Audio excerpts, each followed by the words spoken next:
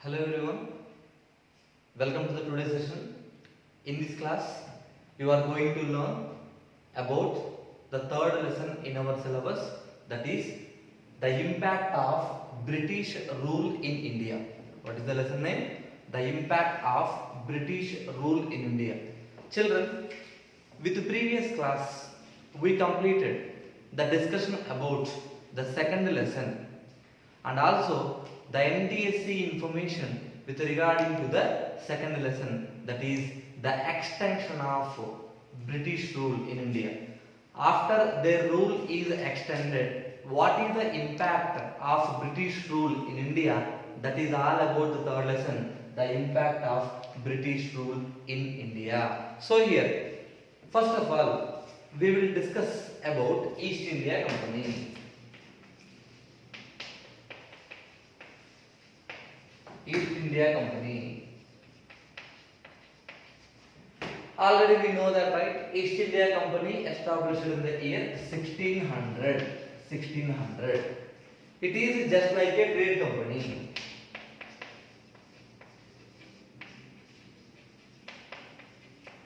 Trade company. Children, East India Company established in the year 1600. It is just like a trade company, private trade company. So, whatever the commercial needs of British government in India, that is fulfilled by East India Company. Listen the sentence carefully here. All the commercial needs of British government, all the commercial means economical, all the commercial needs of British government in India fulfilled by East India Company as a trade company. After that, by observing unstable political conditions in India, by observing unstable political conditions in India, the East India Company concentrated to strengthen their political supremacy in India. Listen again, children. East India Company successfully fulfilled all commercial needs in India. After that, by observing unstable political conditions, they want to strengthen their political power in India. At that time, India is ruled by the different small kingdoms. That is the reason why political instability is there. By observing that political instability, they want to strengthen their supremacy politically over India. At that time, they are implemented different types of techniques in order to strengthen their power. Those techniques are divide and rule policy,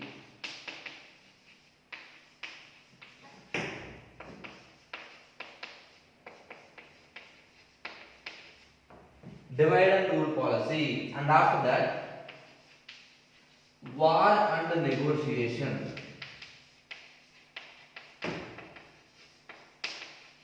War and negotiation. So the British East India Company, they are implemented two techniques in order to strengthen their power in India. One is divide and rule policy, and after that war and negotiation. Children, about divide and rule policy, we know that, right? Example you can consider in the year 1905. Lord Curzon divided Bengal into two parts in order to suppress the revolution. In the same manner, previously East India Company officials also, they used the technique, that is divide and rule policy. Completely they want to divide India, and after that they can rule. And war and negotiation. What is meant by war and negotiation? Doing war. If any king is not accepting the British power in India, they will go against to them for a war. And after that, negotiations. Negotiation means it is like a agreement. Agreement. Negotiation means agreement. So they will accept that agreement, and gradually what will happen? That particular kingdom will be merged into the British people. So here East India Company officials, they use these two techniques in order to strengthen their political power in India. What are those techniques, children? That is divide and rule policy as well as war and negotiation. By using these techniques, after they captured all the places in India, after they captured all the places in India, again they want to strengthen their political supremacy. So now by using these techniques, all the places they captured it, right? After that they want to strengthen their political supremacy more. At that time India is at that time India is divide of India is divide of one nation concept.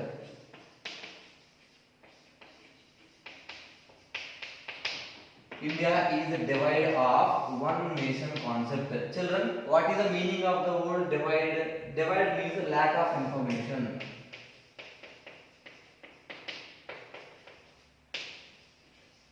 Lack of information means what? Indians don't know the policy of one nation concept.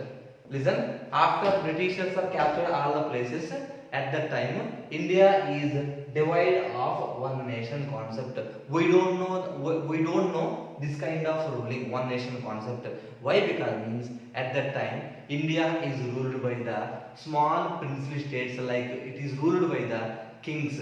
That is the reason why it is very difficult to follow this concept that is known as one nation concept. At that time Britishers brought some reforms economically as well as politically and administrative. Britishers brought some reforms in administration,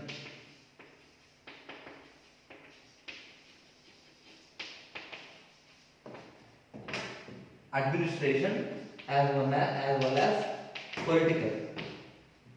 Britishers brought some reforms in administration as well as political in order to strengthen their power. Example, Britishers are implemented rules and regulations same for entire India. That is known as uniform civil codes. Uniform civil codes. So the Britishers brought major reforms in administration as well as political. Especially they brought major reforms in judiciary, education, agriculture,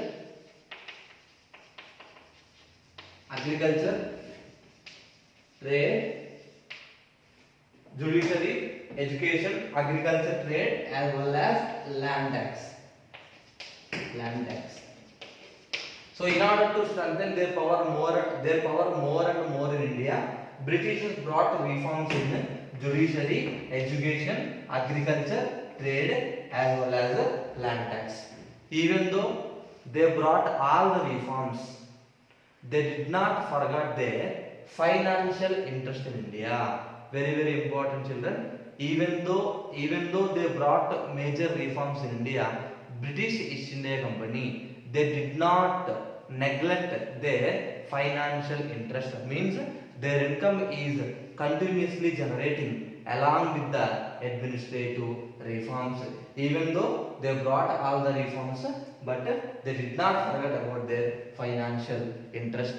Children, this is the introduction about the impact of British rule in India. And what is the conclusion point I made here? They brought major reforms in all these areas, right? What are the major reforms they are brought? That is our further discussion. Listen carefully. First of all, East India Company established in the year 1600. It is just like a trade company. All the commercial needs of British government in India are fulfilled by the East India Company as a trade company. And moreover that after that, by observing the political situation in India, they concentrated to capture all the places. So at that time they introduced divide and rule policy and war and negotiation technique. So by using divide and rule policy and war and negotiation technique, they captured all the places. After that, they want to increase their political strength. At that time, India is not aware of divide of one nation concept. We don't know about one nation one concept. So British at that time, Britishers brought major reforms in administration as well as political structure, and moreover they brought more reforms in judiciary, education, agriculture, trade as well as land tax. So our further discussion will be continuous with the major reforms what they brought in administration, judiciary, education and everything.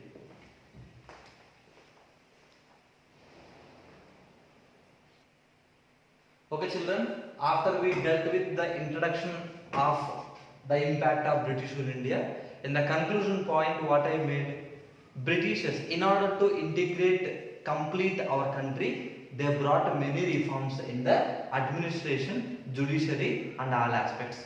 First of all, what are the major reforms brought by Britishers in the administration? In that, the first thing we need to discuss about civil services.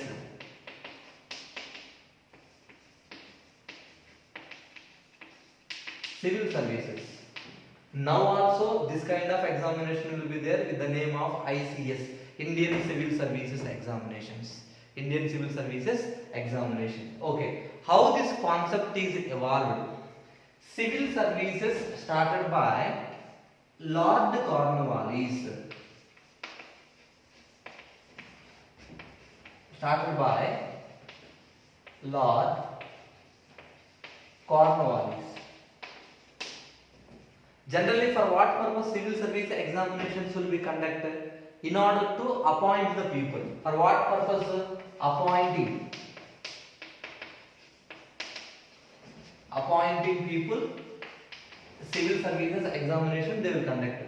So here, appointing the people, appointing the employees in order to work in the East India Company, that appointments are done by the East India Company itself.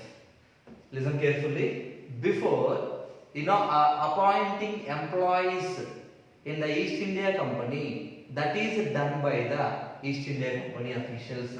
So, initially, appointment are done by East India Company officials. East India Company officials. After that, and also East India Company, they gave permission to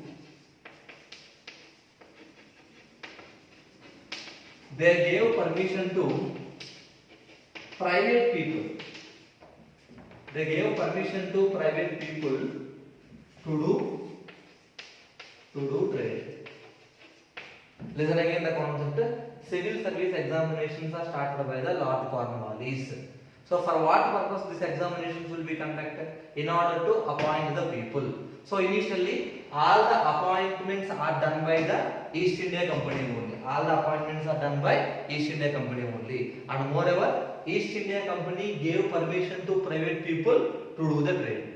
In this process what happened means, the East India Company officials, they become corrupt and they are misusing the money.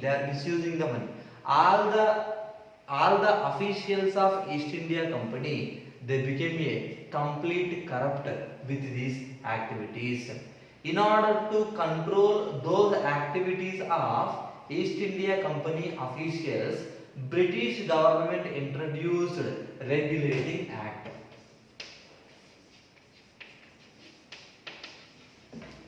Regulating Act 1773. Children, the question may ask, why the Regulating Act introduced in the year 1773? So, in order to regulate the activities of British East India Company officials, Regulating Act introduced in the year 1773. In order to regulate the activities of East India Company officials, this act is introduced in the year 1773. So, whenever they are committing for a lot of illegal means, corrupt activities, at that time Regulating Act introduced.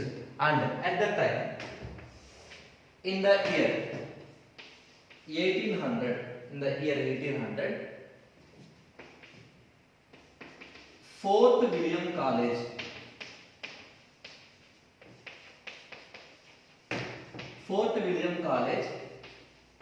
established for the aspirants of civil services. Look at this point carefully. In the year 1800, Fort William College at Calcutta established for the aspirants. Aspirant means what? The people who want to write. The people who want to write civil services examinations. For them, this Fort William College is established. But this college did not take any support from the governors of East India Company. The governors of East India Company, they are not accepted, they are not gave any permission for the Fort William College. So Fort William College did not get any support from the governors of East India Company. Children, until in the year 1853, all the appointments are done by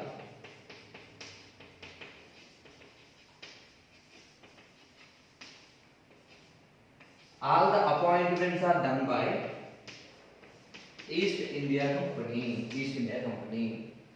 After that, after 1853, appointing people started through civil service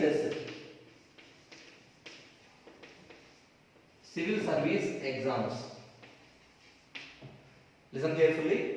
Until 1853, up to 1853, all the appointments are done by the East India Company. After 1853, appointing employees for East India Company, that is started to done through civil services examinations.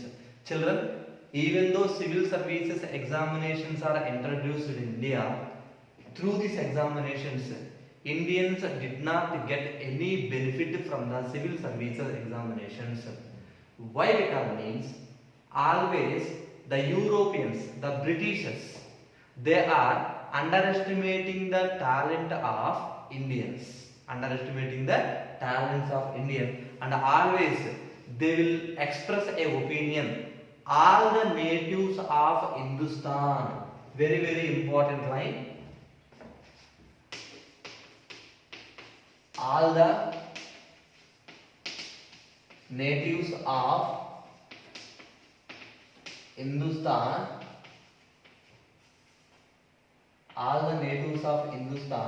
are completely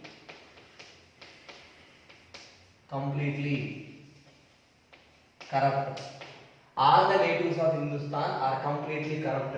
This statement expressed by Cornwallis.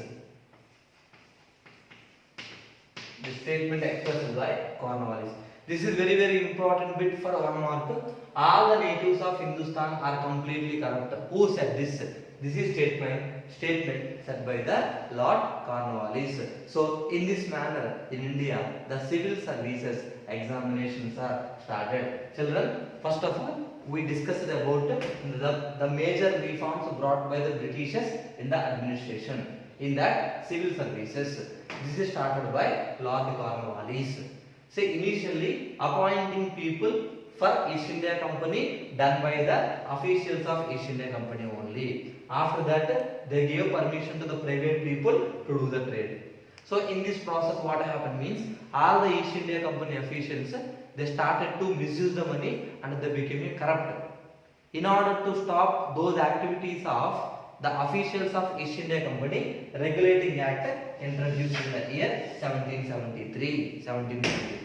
After that, in the year 1800, Fort William College established in Calcutta for the aspirants of civil service examinations.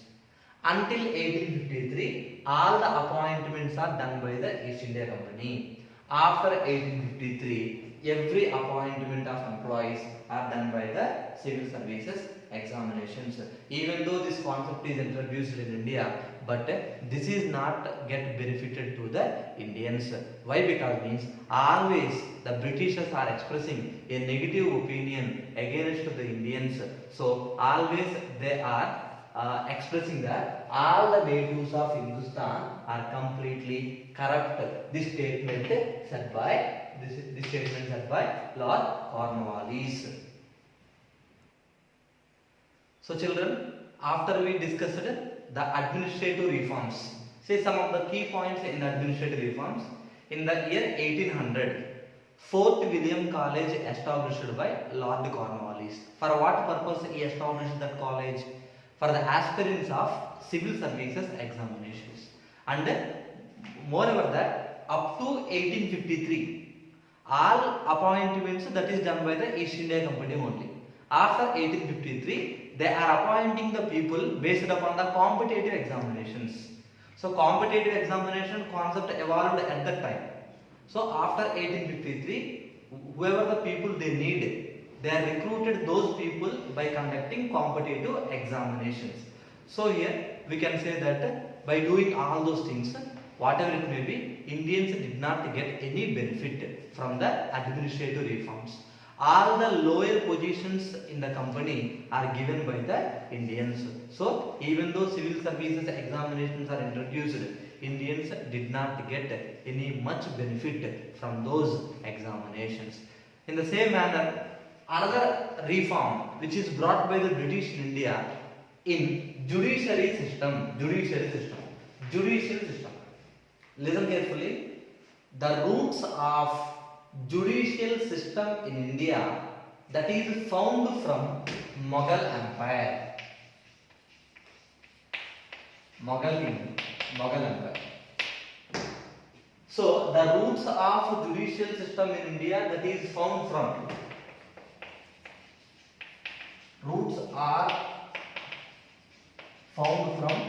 the Mughal Empire. Here two important events we must discuss. One is after Battle of Buxar. After Battle of Buxar, in which year the Battle of Buxar takes place? In the year 1764. Mughal Emperor Shah Alam II. Mughal Emperor Shah Alam II gave Diwani rights.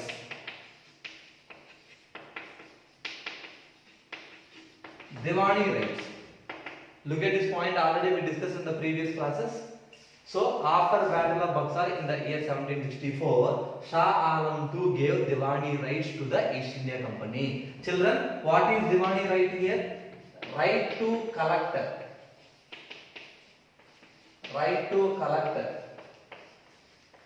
land tax over Bengal. Right to collect land tax. After Battle of Buxar, this is the incident happened. After that, Robert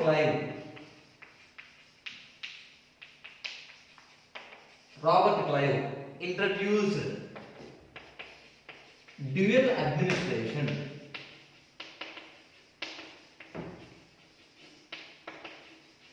Robert Clive introduced dual administration. Children, don't get confused with this word. Dual administration, also known as dual government.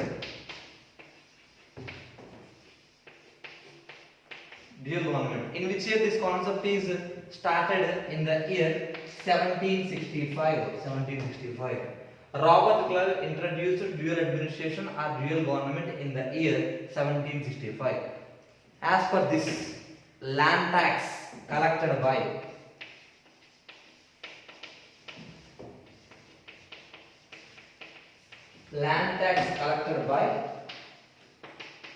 British. And administrative expenses. All all administrative expenses by the king.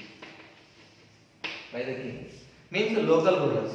If the question may ask what is dual government means, you have to write as per dual government the authority is given to collect land tax to the Britishers, and all the administrative expenses that should be made by the king. Income who will take? British. Expenditure who should make? The local king. This is a loss or gain for Indian rulers. This is a loss. Why? Because means expenses we are making but we are not taking any income.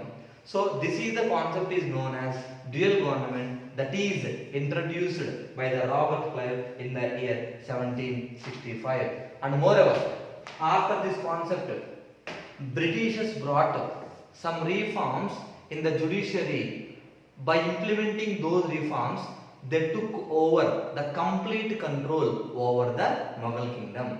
After they brought some reforms in the judicial system, completely all the places of Mughal emperor taken under the control by the British people. Okay, what are the reforms they brought? As per a devised plan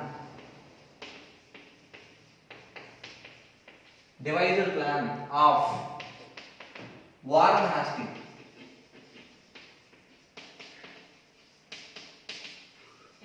children, Warren Hastings is a Governor General appointed in the year of 1772. So, as per the devised plan of Warren Hastings in the year 1772, who is Warren Hastings? Governor General. Here, there are two types of courts. Very, very important.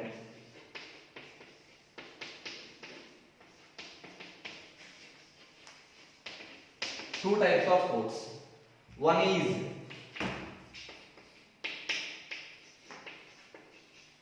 Diwani Adalat. Diwani Adalat. It is civil court. Civil court. And second one is Fauzdari Adalat.